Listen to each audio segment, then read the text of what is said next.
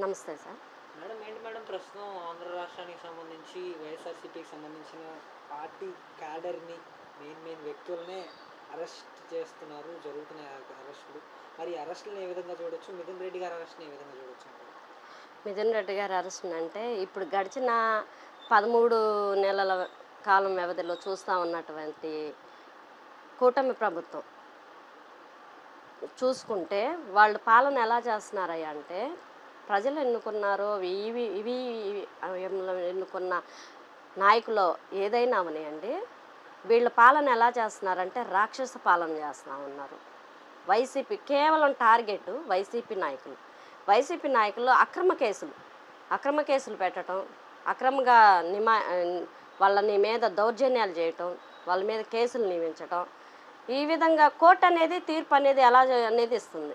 వీళ్ళు ఎన్ని కేసులు పెట్టుకున్నా, వీళ్ళు ఎన్ని అక్రమంగా అరెస్టులు చేయించినా, మా వైసీపీ నాయకుల మీద టార్గెట్ చేసినా కోర్టు అనేది వాళ్ళని అక్రమంగా కేసులు వల్ల అరెస్టులు చేయటం జరుగుతుందని వాళ్ళని బుద్ధి మందలిచ్చి మా కార్యకర్తల్ని కానీ నాయకులను కానీ వదిలేస్తున్నారు.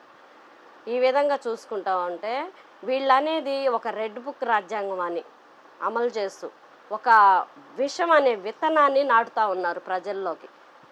ఈ విత్తనం రేపు వాళ్ళకి వృక్షం అయ్యి దగ్నం చేస్తూ ఉంటుంది. ఈ వైసీపీ నాయకుల మీద టార్గెట్ చేయటం రానున్న రోజుల్లో వాళ్ళ పరిస్థితి ఎలా ఉంటుందంటే వాళ్ళకే వదిలేస్తున్నాము.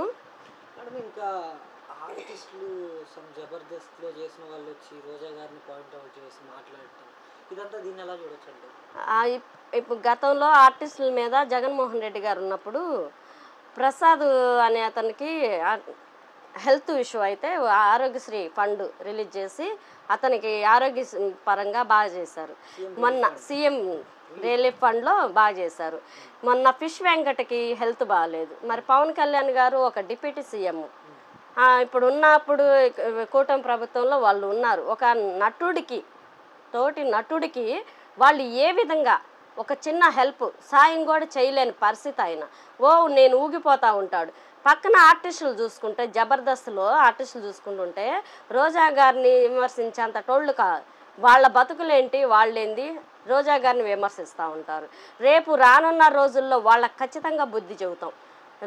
వాళ్ళు వెనక రేపు ఎవరు వస్తారో కూడా నెక్స్ట్ ఎలక్షన్ అయిపోయినాక వాళ్ళకి ఎలా ఉంటుందంటే అలా ఉంటుంది. అంటే ఇప్పుడు లిక్కర్ స్కామ్ అనేది జగన్మోహన్ రెడ్డి గవర్నమెంట్లో చాలా ఎక్కువగా జరిగింది, అందుకనే మిథున్ రెడ్డి గారిని అరెస్ట్ చేసామంటున్నారు కదా. అది లిక్కర్ స్కామ్ అనేది ఎక్కువ జరిగినది గవర్నమెంట్ పర్వత అయింది. గవర్నమెంట్ అనేది అండర్ చేసుకుంది, గవర్నమెంట్కే చెందింది. కానీ ప్రతి ఒక్క రూపాయి వీళ్ళు చేస్తున్నటువంటి ఇప్పుడున్న ప్రతి ఒక్క గల్లీకి ప్రతి ఒక్క సందుకి ఎవరికి వాళ్ళ టీడీపీ కార్యకర్తలకు నాయకులకు అప్పచెప్పేశారు. ఇష్టాచార్యంగా ఎట్లా పడితే అట్లా ఏ సందులో చూసినా మందు వేరులై పారుతూ ఉంది. ఆ విధంగా తాగిన ప్రతి ఒక్కళ్ళు చీపుగా వస్తుందని తాగటం, రోడ్ల మీద పడి దొల్లాటం, ప్రాణాల మీదకి తీసుకొచ్చుకుంటా ఉన్నారు. ఇదంతా గమనించాలి జనాలు కూడా. అంటే అసలు ఇంకా ఏం చెప్తారంటారు మరి, ఇలా అక్రమ కేసులు పెట్టుకుంటూ పోతున్నారు, దీనికి ఎండింగ్ అసలు ఏం చెప్తారు? పెట్టనివ్వండి, ఎన్ని పెడతారో. ఎన్ని కేసులు పెట్టినా, మమ్మల్ని బెదిరించాలని చూసిన, అరెస్టులు చేసిన, ప్రాణాలకైనా తెగించి మేము జగన్మోహన్ రెడ్డి గారి వెంట ఉంటాము. ఆయన జెండా ఒక జెండా మేము మోస్తున్నాము. ఒక్కొక్క మెడలో కండ వేసుకుంది కూడా ఒకటే వైఎస్ జగన్మోహన్ రెడ్డి గారిది, వైఎస్ఆర్ కాంగ్రెస్ పార్టీ. మమ్మల్ని భయపెట్టాలని చూసిన, భయాందోళనను చూసిన అన్నిటికీ తెగించి మేము జగన్మోహన్ రెడ్డి గారి వెంటే ఉంటాము, నడుస్తాము. ఇది మాత్రం వాస్తవం. ఇలాంటి ఊడతూపులు ఎన్ని ఊపినా కూడా మేము భయపడే పరిస్థితి లేదు. ఎన్ని కేసులు పెట్టుకుంటారో పెట్టుకోండి, ఎన్ని అరెస్టులు చేస్తారో, అక్రమం చేస్తారో, ప్రాణాలకైనా తెగించి జగన్మోహన్ రెడ్డి గారు వెంట నిలబడతామని గర్వంగా చెప్పగలుగుతున్నాను.